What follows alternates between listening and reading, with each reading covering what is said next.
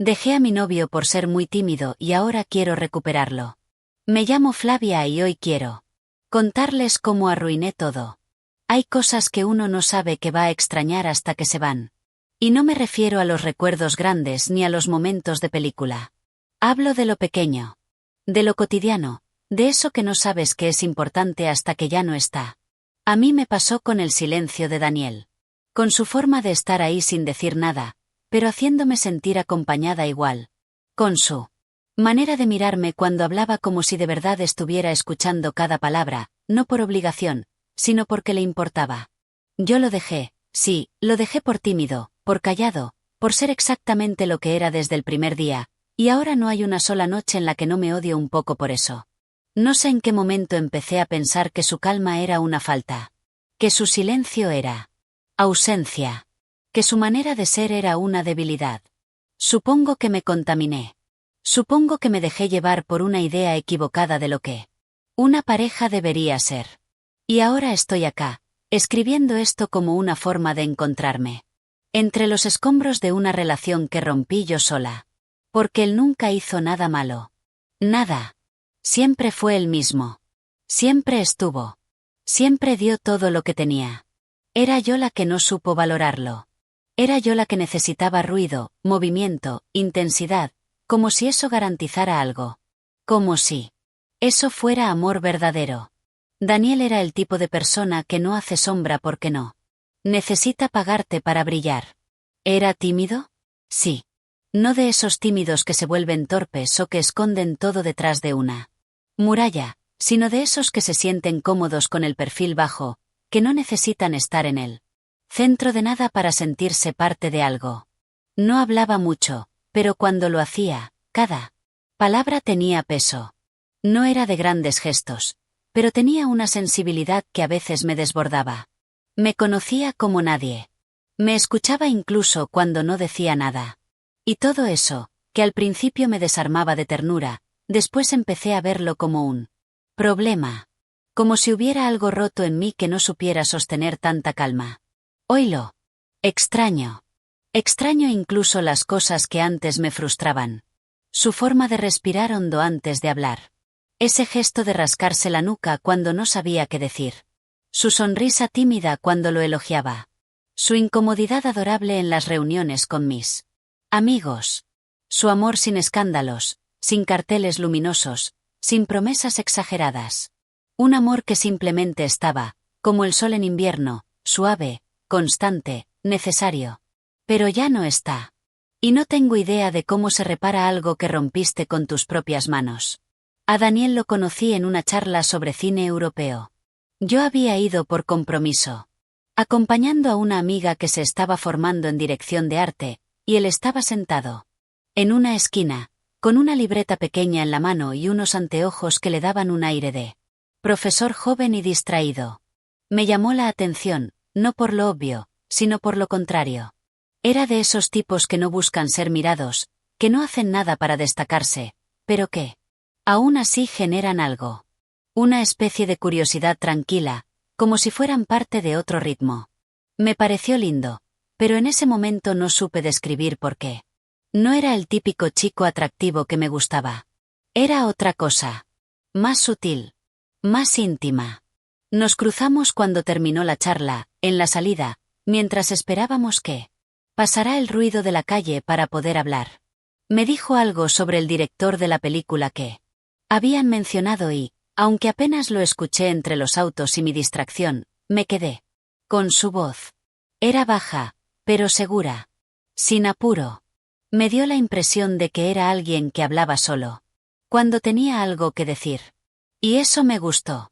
Me sorprendió a mí misma que eso me gustara, porque yo estaba acostumbrada a los tipos que te encaran de frente, que hacen chistes fuertes, que intentan impresionarte con 1000 historias. Daniel no hacía nada de eso. Solo estaba. Y me hizo sentir tranquila. A partir de ahí empezamos a vernos en contextos parecidos. Me lo cruzaba en otras charlas, en cafeterías tranquilas, en ferias de libros usados. Me enteré de que era traductor freelance, que trabajaba desde casa, que le gustaban los idiomas y la historia. Yo, Con mi energía volcánica y mi necesidad constante de estar en movimiento, me sentí extrañamente atraída por su mundo más sereno. Era como si su calma me anclara. Nos hicimos pareja de forma natural. Sin declaraciones rimbombantes. Sin que nadie tomara la iniciativa explícitamente. Un día simplemente me di cuenta de que le contaba todo, que pensaba en él cuando me pasaba algo bueno o malo, que quería compartir mi tiempo con él. Y él, en su forma sencilla, me abrió su mundo sin imponer nada. Tenía una biblioteca hermosa, llena de libros anotados con letra chiquita. Me hacía café con métodos raros y se tomaba el tiempo de enseñarme cómo se usaban. Me hablaba de sus traducciones como si fueran tesoros. Y yo, que vivía con la cabeza llena de ideas rápidas, de proyectos, de ruido, empecé a descubrir el valor de la pausa. Durante meses, todo funcionó. Yo hablaba, él escuchaba. Yo era impulso, él era contención. Era como un equilibrio raro que nos hacía bien. Al menos eso creía yo. Hasta que la balanza empezó a inclinarse sin que me diera cuenta. Mudarse con Daniel no fue una decisión formal ni grandiosa. No hubo ese momento de nos vamos a vivir juntos. Ninguna de esas conversaciones llenas de expectativas o planes a futuro. Simplemente, un día, tenía un par de libros en su mesa de luz. Otro día ya había ropa mía colgada en su placard, y antes de poder verbalizarlo, yo ya dormía ahí todos los días. Él no lo cuestionó. No lo celebró, tampoco. Solo hizo espacio para mí, con esa naturalidad suya que a veces parecía resignación, pero que con el tiempo entendí como una forma muy suya de amar, sin presionar, sin invadir, sin imponer. Una aceptación que en su momento confundí con pasividad. Y al principio fue lindo. Yo me sentía como si estuviera habitando un rincón del mundo hecho a mi medida.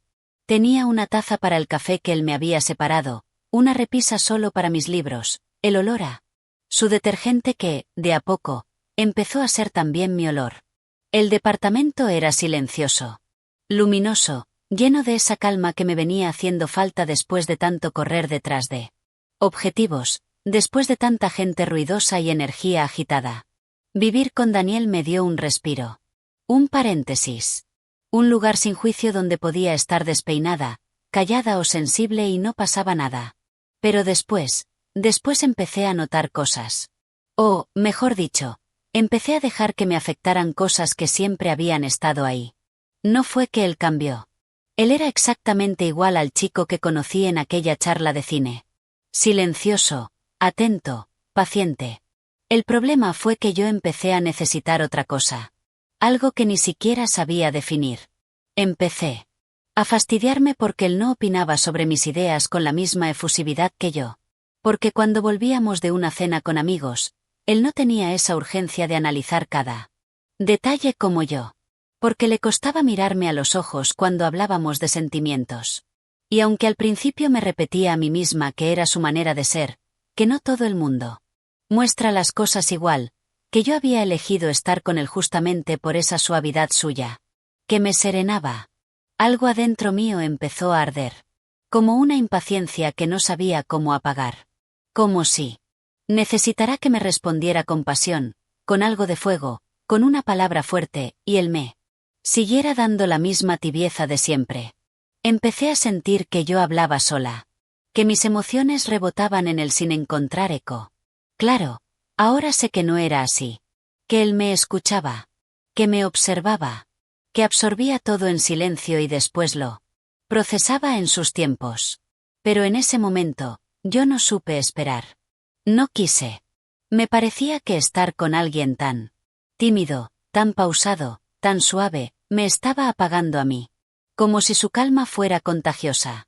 Como si el silencio de la casa empezara a parecerme asfixiante. Y con esa idea en la cabeza, empecé a tomar distancia sin tomar distancia. A estar sin estar. A desear cosas que no tenían forma. A fantasear con otro tipo de relación, una más intensa, más ruidosa, más impulsiva. Como si eso fuera garantía de algo mejor.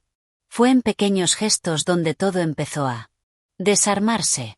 O, mejor dicho, donde yo empecé a sabotearme. Me acuerdo de la primera vez que rechacé una de sus tazas de café sin motivo. Me lo había hecho como siempre, con ese cuidado casi ritualista que tenía, usando su prensa francesa. Sirviéndolo en esa taza roja que decía buen día como un guiño interno entre nosotros. Y yo, sin saber bien por qué, le dije que no tenía ganas. Lo vi fruncir el ceño apenas, como si algo se le hubiera aflojado adentro. Pero no dijo nada. Y yo me fui al balcón a mirar el cielo como si eso me diera alguna respuesta. Después vinieron otras cosas. Dejar de dormir abrazados. Empezar a inventar excusas para no cenar juntos. No contarle todo. Guardarme detalles de mi día que antes le habría compartido sin pensar. Hacer planes con otras personas, sin incluirlo. Pequeñas puñaladas al vínculo que justificaba diciéndome a mí misma que necesitaba mi espacio o ya no conectábamos igual. Pero lo cierto era que yo estaba empezando a buscar afuera lo que no encontraba dentro mío, y como no sabía explicarlo, proyectaba en él toda mi frustración. Un día lo vi mirarme con una tristeza que no había visto antes. Estaba en el sillón, con uno de sus libros abiertos en el regazo, y yo hablaba por teléfono con una amiga, riéndome fuerte, exagerando una anécdota. Cuando corté, me miró como si no me reconociera. No me dijo nada. Solo me miró, con esa forma suya de hablar con los ojos, y en esa mirada había una mezcla de cansancio, ternura y resignación que me golpeó más de lo que admití. Pero no hice nada. No fui hacia él. No lo abracé. Solo me encerré en el baño y me lavé la cara, como si eso pudiera limpiarme de la incomodidad que yo misma había sembrado. En ese tiempo empecé a salir más con amigas, a llegar tarde a casa, a no avisar, a responder sus mensajes con monosílabos. Él no reclamaba. Solo me esperaba. Con una lealtad silenciosa que, en vez de hacerme sentir culpable, me enfurecía. Porque era como si no reaccionar le quitara valor a lo que yo hacía. Como si su falta de respuesta no me diera la excusa que necesitaba para enojarme con él y justificar lo que estaba empezando a hacer. Mirar a otros. Fantasear con otros. Imaginarme con alguien que no fuera él. Y aún así, seguía volviendo a casa. A su abrazo. A ese lugar tibio que me daba, aunque yo ya estuviera con un pie afuera. Nunca supe exactamente en qué momento empecé a perder a Daniel, pero sí recuerdo con una nitidez dolorosa el momento en que me di cuenta de que ya no lo amaba igual. O al menos, eso me decía a mí misma, intentando no enfrentar la culpa. Fue como despertar en una casa que ya no se siente tuya, aunque sigas reconociendo cada rincón. Estás ahí, pero todo lo que te parecía cálido ahora se siente hueco. El mismo olor, la misma taza, la misma persona. Todo igual. Pero vos, por dentro, cambiada. Y entonces, una noche cualquiera, con el cielo apagado y un viento frío que se colaba por la rendija del ventanal, sentí que no podía más. No fue una revelación. Fue una sensación de ahogo. Como si algo adentro mío gritara que necesitaba irme. Que tenía que dejarlo. Que no podía seguir fingiendo que estábamos bien cuando en realidad hacía semanas que no nos decíamos nada con sustancia. Recuerdo que él estaba leyendo, como casi siempre, con las piernas dobladas en el sillón, la luz cálida del velador iluminándole el rostro. Me acerqué y me senté frente a él. No dije nada al principio. Ni siquiera lo miré. Solo respiré hondo, tratando de no temblar. Y sin dar muchas vueltas, sin una historia trágica ni una excusa rebuscada, le dije que sentía que ya no funcionábamos. Que necesitaba estar sola. Que no era él, que era yo. Las palabras más cliché y cobardes que pude encontrar, pero que en ese momento eran lo único que podía articular sin romperme. Y él, con una serenidad que me partió el alma, solo asintió. No me pidió explicaciones. No me detuvo. No me suplicó. Me miró como si ya supiera que esto iba a pasar. Como si lo hubiera visto venir desde mucho antes que yo. Ese silencio, ese entendimiento mudo, me dolió más que cualquier pelea. Porque me dejó sin justificación. Porque no me dio el rol de víctima. Porque me enfrentó con lo que realmente era, una cobarde escapando de algo que no sabía cómo sostener. Junté algunas cosas, sin pensarlo demasiado. Algunas prendas, mi cepillo de dientes, un par de libros. No lloré. Él tampoco. Me fui sintiendo un nudo en el pecho, una mezcla de alivio y dolor que todavía hoy no sé cómo describir. Caminé por las calles frías con el alma hecha trizas, repitiéndome que estaba haciéndolo correcto, que me merecía algo distinto, que esto era un paso hacia adelante. Pero en el fondo, una vocecita me decía que acababa de cometer un error irreversible. Los primeros días después de irme de su casa fueron extrañamente tranquilos. Silencio. Ningún mensaje. Ninguna llamada. Yo tampoco escribí. Me dije que era lo mejor. Que había que cortar limpio. Que prolongar la comunicación solo iba a hacer todo más difícil. Pero en realidad, creo que no me escribía porque no sabía qué decir. Porque había algo en mí. Que esperaba que él me buscara, que viniera a pedirme que volviera, que me dijera que estaba siendo impulsiva. Y como no lo hizo, tuve que enfrentar el silencio más duro de todos, el de alguien que te deja ir incluso cuando aún te ama.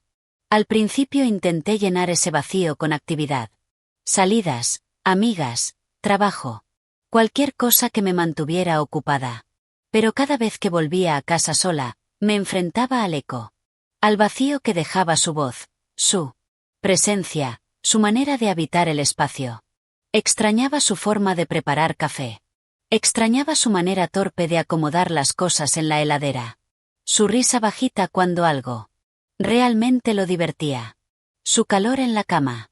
Pero más que eso, extrañaba lo que era yo cuando estaba con él. La paz. La seguridad. Con el tiempo empecé a revisar nuestras fotos. A escuchar las canciones que nos gustaban. A releer nuestros mensajes. Y algo empezó a doler más que antes, darme cuenta de que él siempre estuvo. Siempre fue constante. Nunca me dio razones para dudar de su amor. Y sin embargo, yo me fui. Me fui buscando algo que ni siquiera tenía nombre. Algo que, ahora, lo veo, era una falta mía y no suya. Pasaron semanas, luego un mes. Me encontraba mirando su perfil a escondidas. No subía nada. Ni una historia. Ni una foto. Nada que me diera pistas de cómo estaba. Eso me desesperaba. Porque parte de mí quería que estuviera triste, roto, que me extrañara. Pero otra parte tenía miedo de que hubiera seguido con su vida. Que ya no pensara en mí. Que se estuviera reconstruyendo sin mí.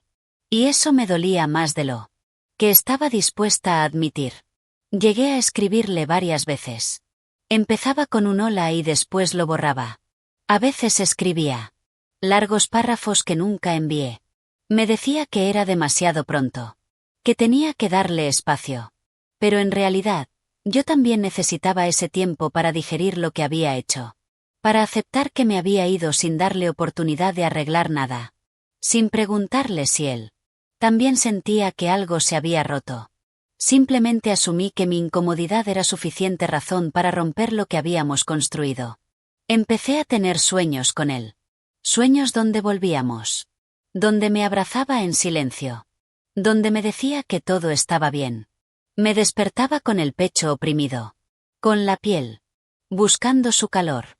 Pero lo único que tenía era mi almohada y ese vacío mudo que yo misma había provocado. Entonces, una tarde, mientras caminaba por una feria en el barrio donde solíamos pasear, lo vi. No de cerca. Estaba del otro lado de la calle. Solo, como siempre. Con su mochila y un libro bajo el brazo. Caminaba tranquilo. Sin prisa. Sin angustia visible. Y me pregunté si realmente le había dolido mi partida. Si había llorado. Si todavía pensaba en mí. Me escondí detrás de un puesto de ropa usada, como si fuera una adolescente. Me sentí ridícula. Cobarde. Estaba ahí, tan cerca, pero incapaz de acercarme. Y cuando lo perdí de vista, supe que no podía seguir así. Que tenía que hacer algo. Que no podía quedarme atrapada en el arrepentimiento sin actuar. Y ahí, por primera vez, desde que lo dejé, pensé en pedirle perdón. No para que volviera conmigo. No para arreglar todo. Solo para que supiera que lo valoraba. Que lo había amado. Y que, si lo perdía para siempre, al menos él supiera que yo sabía lo que valía. No sabía por dónde empezar. Pensé en escribirle, en buscarlo en alguna de las librerías que solía frecuentar, en mandarle un mensaje neutral. Finalmente, opté por lo que me pareció menos invasivo, un correo. Había algo casi íntimo en eso. Algo antiguo. Como si el tiempo entre nosotros mereciera una forma de comunicación más reflexiva. Me senté frente a la computadora, abrí la casilla y me quedé mirando el cursor parpadeando. Lo primero que escribí fue Daniel. Solo su nombre. Tardé más de 10 minutos en pasar de esa palabra. Porque decir algo después de eso implicaba abrir una herida. Cuando terminé de escribir, no sentí alivio. Sentí vergüenza. No por lo que decía, sino porque entendía que había llegado demasiado tarde. Le hablaba de lo que habíamos tenido. De mi confusión. De cómo me había perdido a mí misma dentro de una idea equivocada de lo que era el amor. Le pedía perdón, no por haberme ido, sino por haberlo hecho sin permitirle defenderse. Por haberlo silenciado. Por haberle quitado la oportunidad de pelear por nosotros. Y terminé el correo sin pedirle nada. Ni explicaciones, ni respuestas, ni una segunda oportunidad. Solo quería que supiera que lo había valorado. Que lo extrañaba. Que no había dejado de pensar en él. Lo envié con el corazón latiendo en la garganta. No pude dormir esa noche. Tardó 3 días en responder. 3 días en los que abría compulsivamente mi casilla de correo cada media hora. En los que me encontraba imaginando todas las posibilidades. Una respuesta cruel. Una indiferente. Una que no llegara nunca. Pero cuando apareció su nombre en mi bandeja de entrada, me quedé paralizada. Leí el mensaje más de una vez antes de procesarlo. Era breve. Sobrio. Impecable. No había rencor en sus palabras. Solo una distancia nueva, una que no había conocido antes. Me agradecía el mensaje. Me decía que también había pensado mucho en nosotros. Que había pasado por distintos momentos. Tristeza, enojo, resignación. Que su vida había cambiado. Que estaba mejor. Que se sentía en paz. Y después, sin adornos, sin doble sentido, me dijo que me perdonaba. Así, sin vueltas. Que no guardaba rencor. Que entendía que a veces uno necesita alejarse para ver las cosas con claridad. Pero que ya no veía un camino para nosotros como pareja. Que había aprendido a vivir sin mí. Que me deseaba lo mejor, de verdad, pero que él no quería volver atrás. No lloré. Me quedé sentada frente a la pantalla sintiendo algo extraño. No era exactamente dolor. Era como si me arrancaran una esperanza que ya sabía muerta pero me empeñaba a entregar. No me enojé con él. No tenía con qué. Había sido generoso. Claro. Amable incluso. Pero no dejó puertas abiertas. No me dio ninguna pista, ninguna zona gris a la que aferrarme. Y tal vez eso era lo que más dolía, que lo hubiera hecho bien. Que no me dejara un espacio para seguir esperando. Que me hubiera perdonado sin reservas pero también sin nostalgia. Ese día salí a caminar por la ciudad sin rumbo. Miraba a la gente pasar y me preguntaba cómo hacía el resto para seguir adelante después de perder a alguien así. No a alguien que te traicionó o que te hirió. Alguien que fue bueno. Que fue honesto. Que te amó de forma tranquila, sin estridencias, y al que vos no supiste cuidar.